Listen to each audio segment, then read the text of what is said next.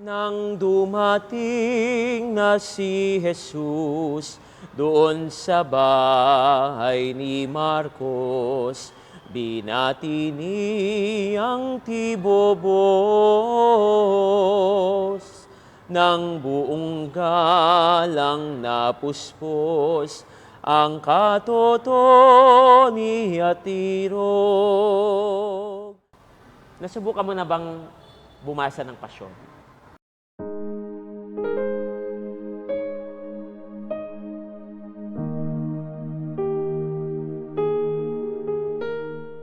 Isa sa pinakamatandang debosyon ng mga Pilipino tuwing panahon ng Kwaresma at ng Semana Santa ang pabasa ng pasyon ng ating Panginoong Jesucristo.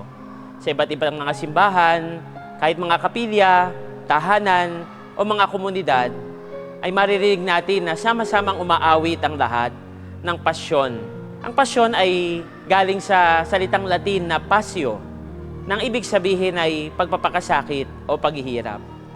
Dahil ang kabuuan ng pasyon, ang mga taludtod nito, ay salaysay ng buhay, paghihirap, kamatayan, hanggang sa muling pagkabuhay ng ating Panginoong Jesucristo.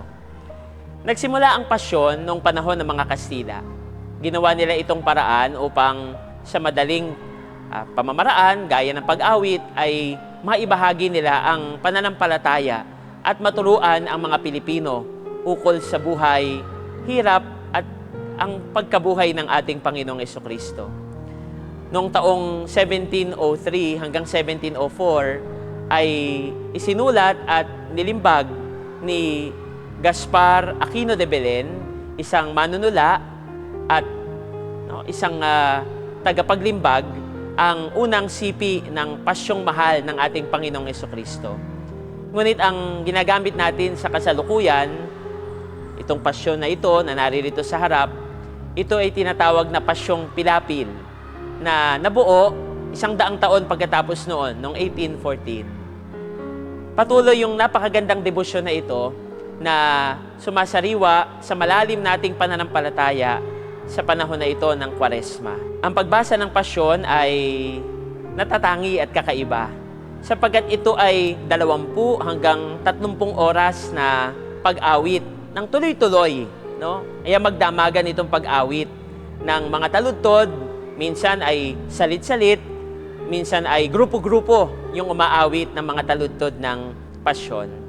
At napakagandang makita na isa rin itong pamamaraan ng ating pagtitika, ng ating pagsisisi, isa rin itong pamamaraan ng ating panata sa Panginoon sa panahon ng Kwaresma. Kaya iba-ibang samahan din, iba-ibang mga pamilya, iba-ibang mga parokya ang nagkakaroon ng pagbasa ng pasyon sa buong panahon ng Kwaresma.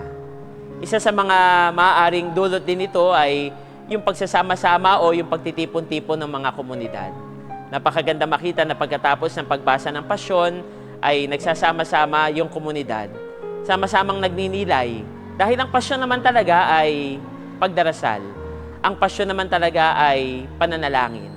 Ito ay pagninilay sa buhay, sa paghihirap, sa kamatayan at sa muling pagkabuhay ng ating Panginoon. Sa mga babasa ng pasyon ngayong panahon ng Kwaresma, 3 bagay yung maganda nating alalahanin. Una, bagamat ang pasyon ho ay isang pag-awit, ito ay panalangin. Ito ay pagdarasal. Kaya sana gawin natin ito ng taimtim, ng maayos, at panatilihin natin yung kasagraduhan ng gawain na ito.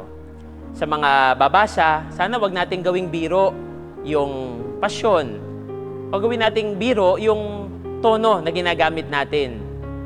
Sa mga naroroon at nagmamasid, nanunood, nakikinig, panatilihin natin yung katahimikan upang manatili yung pananalangin, manatili yung kaayusan, no, sa buong pabasa ng pasyon. Pangalawa, huwag nating kalimutang unawain yung mensahe ng pasyon. Habang pinagninilayan natin, nakikita natin yung buhay at yung hirap na dinanas ng Diyos, yung dinanas ng Panginoong Jesucristo para sa ating kaligtasan. At ito yung aral na makukuha natin mula dito sa pasyon. Pinapaalalahanan tayo kung gaano tayo kamahal ng Diyos. Sana wag nating hayaan na yung mensahe ng yon ay lumampas sa atin o makaligtaan natin. Sa pagbasa natin ng pasyon, maaalala natin sana lagi ang pag-ibig ni Jesus. At panghuli, tuwing pasyon, lagi nating maririnig yung taludtod na aral. Yung aral ay paalala rin sa atin na merong iiwang hamon ang pasyon sa buhay natin. At ano ho yun? Yung magbagong buhay. Ang pasyon na hindi natin ginagawa bilang debosyon lang. Ang pasyon na hindi natin ginagawa bilang tradisyon lang. Ang pasyon ay nag-uudyok sa atin para magpanibagong buhay. Para itama yung ating lumang ugali at maging bagong tao kasabay ng pagkabuhay na maguli ng Panginoong Hesukristo. Kaya mga kapatid, ngayong babasa ulit tayo ng pasyon sa panahong ito ng Kwaresma, huwag nating kalimutan na ang pasyong ng ating Panginoong Hesukristo ay pagpapaalala sa atin kung gaano tayo kamahal ng Diyos.